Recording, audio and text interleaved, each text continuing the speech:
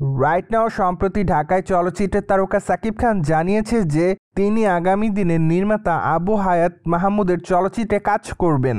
তাছাড়া তাদের আসন্ন চলচ্চিত্রটি ঈদুল ফিতর 2026-এ মুক্তি পাবে। কিন্তু দুঃখের বিষয় যে এখনও তাদের চলচ্চিত্রের নাম চূড়ান্ত করা হয়নি।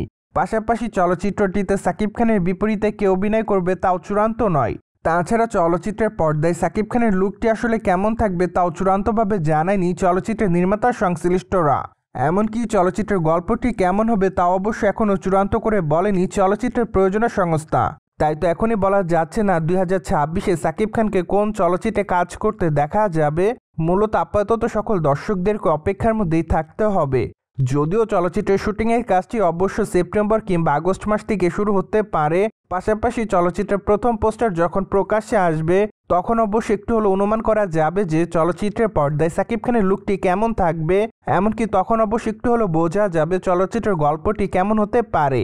সো যাই হোক, সাকিব খান যেহেতু তার নতুন চলচ্চিত্রের আনুষ্ঠানিক ঘোষণা দিয়ে দিয়েছে, তাই তো অনুমান করা যাচ্ছে যে 2026 সালে হয়তো সাকিব খান আবারও ঈদে রাজত্ব করবে। অন্যদিকে বর্তমানে সাকিব খান তার নতুন চলচ্চিত্রের জন্য পারিশ্রমিক বাবদ প্রায় 3 কোটি টাকা চেয়েছে বলে শোনা যায়। কেননা ঢাকায় চলচ্চিত্রের এই তারকা বর্তমানে তার ঈদের চলচ্চিত্রের জন্য তার পারিশ্রমিক বাবদ প্রায় 3 কোটির মতো দাবি করে।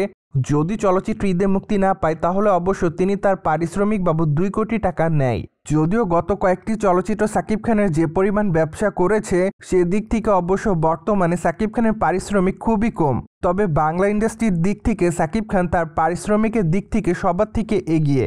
তাই অনুমান করা যাচ্ছে যে সাকিব খান হয়তো আগামী দিনে আরও ভালো ভালো কয়েকটা চলচ্চিত্র উপহার দেওয়ার পর তিনি তার পারিশ্রমিক বাড়াতে পারেন।